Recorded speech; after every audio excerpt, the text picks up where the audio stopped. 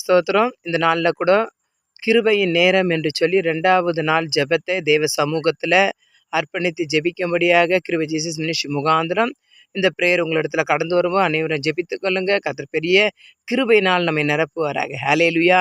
எல்லாரும் சந்தோஷமா இருக்கீங்களா? தேவனுடைய நாமத்தினால இந்த 2வது நாள் கிருபையின் நேரம் என்ற ஜெபமாகப்பட்டது அநேகர் இடத்துல கடந்து வரும்போது தேவனுடைய மகிமையை உணரத்தக்கதான ஒவ்வொரு நாளும் நம்ம கிருபையை பெற்றுக்கொண்டிருப்போன்ற உணர்வோட தேவன் எனக்கு எல்லா காரியங்களும் நடத்தி கொடுப்பார். அவரால் எல்லாம் முடியும்.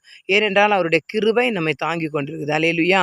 இந்த நாட்களில் கிருபையை கொண்டு நம்ம ஜெபத்தில் கலந்து கொள்ளும்படியாய் இந்த நேரத்தை தேவன் நம்ம கொடுத்ததுக்காக நன்றியோடு ஸ்தோத்திரிக்கிறோம். ஹல்லேலூயா. நன்றி. ஒரு வேத வசனத்துக்கு நேராக கடந்து போவோம்.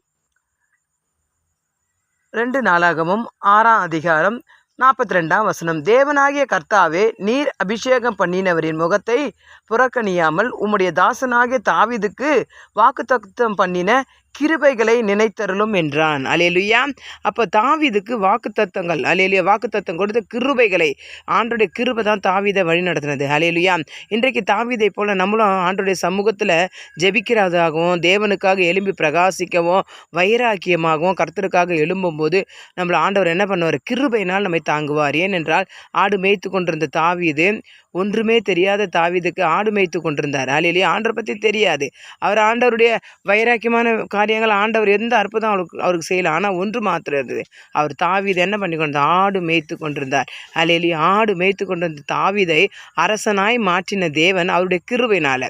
தாவீதான ஆண்டவருக்கு பிரியமான காரியங்களை செய்தார். பாடுவதும் தேவனை மகிமைப்படுத்துவதும் தேவனை தூஷிக்கிற இடத்துல வைராக்கியமாக எழும்புவதும் தாவீது செய்த முதல் காரியம். ஹல்லேலூயா. அன்றைக்கு ஆடு மேய்த்த தாவீதை அரசனாய் மாற்றுவதற்கு தாவீது ஒரு திட்டங்களும் போடவில்லை. ஆண்டவராகிய இயேசு கிறிஸ்து தாவீதின் மேல் திட்டத்தை போட்டார். இன்றைக்கு பிரியமான சகோதர சகோதரிகளே, இன்றைக்கு நம்ம கூட இந்த வீடியோ நீங்கள் பார்த்து கொண்டிருப்பீங்க. நிறைய வேத வசனங்கள் கேட்டிருப்பீங்க. ஆனால் சின்ன வார்த்தை உங்களிடத்துல சொல்கிறேன். தாவீதை குறித்து ஆண்டவர் திட்டத்தை போட்டனால தான் தாவீது ராஜாவாக மாறினார். ராஜாவாக மாற வேண்டும் என்று தாவீது திட்டம் போடவில்லை. இன்றைக்கு ஆண்டவராகிய இயேசு கிறிஸ்துவிடத்தில் நம்ம பிரச்சனைகளை பார்த்து கவலைப்படக்கூடாது. தாவீதை போல ஆண்டவருக்காக வைராக்கியமாக இருக்கணும். ஒரு மேய்ப்பராக இருந்தால் தன் ஆடுகளுக்காக என்ன பண்ண பிரயாசப்பட்டு ஜெபிக்கிறவர்களாக காணப்பட வேண்டும்.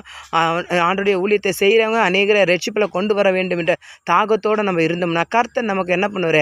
நமக்கு தர வேண்டிய ஆசீர்வாதம், நமக்கு தர வேண்டிய பேரு புகழ் எல்லாத்தையும் தேவன் நமக்கு கொடுப்பார். அல்லேலூயா. இந்த நாட்களில் தாவீதை போல தேவ சமூகத்தில் நம்ம காத்திருப்போம். தேவ நாமத்தை மகிமைப்படுத்துவோம். அவருடைய கிருபை நம்ம குடும்பத்தை சூழ்ந்து கொள்ளட்டும். இந்த கிருபை நேரத்தின் முகாந்திரம் சின்ன வீடியோ உங்களுக்கு போட்டிருந்தாலும் இதை கேட்டு பயனடைங்க. தேவன் தாமே உங்களை ஆசீர்வதிப்பாராக.